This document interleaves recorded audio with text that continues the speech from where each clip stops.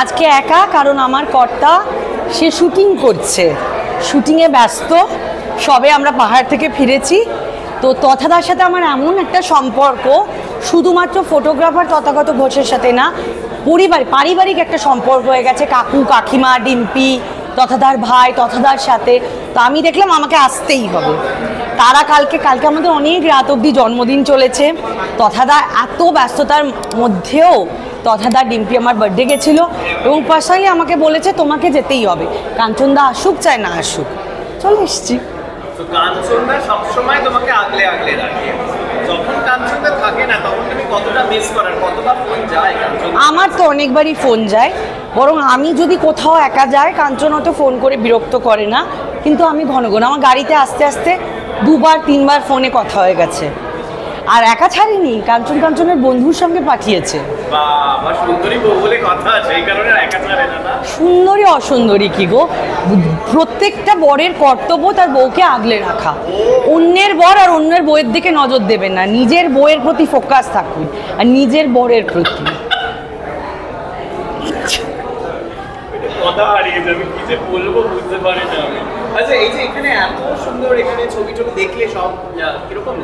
আমার অসাধারণ লেগেছে। তথাদার ফটোগ্রাফি নিয়ে কিছু বলার কিছু নেই, কারণ আমার প্রি ওয়েডিং বলো, আমার রেজিস্ট্রি বলো, আমার বিয়ের বলো, আমি তথাদা আমাকে 20,000 ছবি তুলে দিয়েছে। তথাদার এন্টায়ার টিম এবার বলেছে তুমি বেছে নাও 200টা ছবি। Is it possible? কোন ছবিটা ছেড়ে কোনটা বাজবো আমিই ভেবে পাচ্ছি না। আমার অলরেডি 5টা না 6টা অ্যালবাম হয়ে গেছে, এখনও পাইনি। আবার কৃষ্ণীর অন্নপ্রাশনেও সেম ব্যাপার হয়েছে। তো ফাইনালি তথাদার ফটোগ্রাফি, বলে না এক একজনের দেখবে যারা গাছ পোতে তাদের হাতের জাদু আছে, আমার হাতে এমন গাছ হয় না, সেরকম তথাদার কাছে মডেল যেরকমই হোক দাঁড় করিয়ে দেবে, কিন্তু তথাদার ওই হাতের মধ্যে একটা ম্যাজিক আছে, জাদু আছে।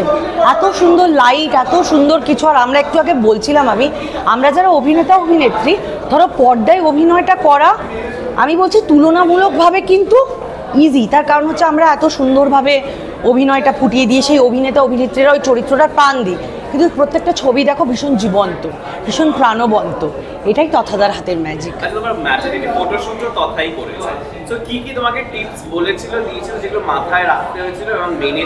কিচ্ছু বলে না, বলে একদম বি সিম্পল অ্যান্ড ফ্রি, নিজেকে ফ্রি করে দাও। ভাববেই না যে তোমার সামনে লাইট ক্যামেরা, তুমি কনসিয়াস হবে না। তার জন্যই ছবিগুলো খুব ন্যাচারাল এসছে। আর তথাদার সাথে কাজ করতে গেলে তো প্রচুর খাওয়া দাওয়া হয়, আড্ডায় হই হুল্লোড় করে কাজ হয়। বুঝলাম। আচ্ছা, এই যে তুমি নতুন ধারাবাহিকে এসে তুমি ছেড়ে দিলে এবং সেটার জন্য প্রচন্ড মন খারাপ দর্শকদের, কেন তুমি এরকম করলে, কেন তুমি দুঃখটা দিলে? এটার কারণ আমি দিয়ে দিয়েছি। এটা একটা আমার ব্যক্তিগত কারণে, কারণ আমি বলছি না যে আমি 4 ছেলে মেয়ের মা বা করবো না বা নয়। একটা গল্পের শুরুয়াত থাকে, যেটা আমি জেনে চরিত্রটার জন্য আর কি রাজি হয়েছিলাম। তারপর আস্তে আস্তে আমার মনে হয়েছে যে এটার জন্য আমি সুটেবল নয়, আমার চরিত্রটা যাপন করতে অসুবিধা হচ্ছে।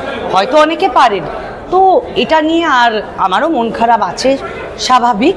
কিন্তু কি বলবো, আমার মনে হয় যা হয় ভালোর জন্য হয়। আবার কোথাও না কোথাও শ্রীময়ী অন্য চরিত্রে ফিরবে, আপনাদের মন ছুঁয়ে যাবে। দেখো, আজকে আমি তথাগত ঘোষের 1 সেকেন্ড এক্সিবিশনে এসছি, ওই চ্যাপ্টারটা ক্লোজড হয়ে গেছে। ওটা যদি ইন্টারভিউ করতে চায় ওটা আলাদা করে বসে আমরা কথা বলবো। আমি ছেড়ে যাওয়া জিনিস নিয়ে আফসোস করি না, কথা বলি না। আমি বর্তমান আর ভবিষ্যতে আঁকড়ে ধরতে চাই। That is so important. খুব শিগগিরই। সেটা ওটিটি কি টিটি জানার দরকার নেই, অভিনেতা অভিনেত্রী যেখানে হোক পাবে, দ্যাটস ইট। এই অরুণাবও সব সময় পাঞ্চ খোঁজে, পাঞ্চ লাইন কিভাবে ঘুরিয়ে পেঁচিয়ে দেবে। কথাটাকে জিজ্ঞেস করো যে কবে আমাকে আর কাঞ্চনকে মডেল বানিয়ে একটা ফটোশ্যুট করবো, ওই যে ইন্টারভিউ দিচ্ছে। হ্যাঁ, দর্শকদের একটাই কথা বলবো যে দেখুন, দা ওয়ালের সাথে থাকবেন।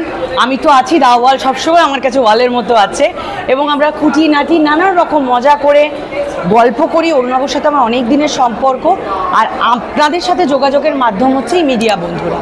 তো আপনারা আমাদেরকে ভালোবাসা দেবেন। আগামী দিনে নিশ্চয়ই কাজেই ফিরবো, এবং সেই কাজটাও আমি চাইবো যে আপনারা ভালোবাসায় ভরিয়ে দিন। বিনোদনের সব খবর জানতে চোখ রাখুন দ্য ওয়ার্ল্ড এন্টারটেনমেন্টে।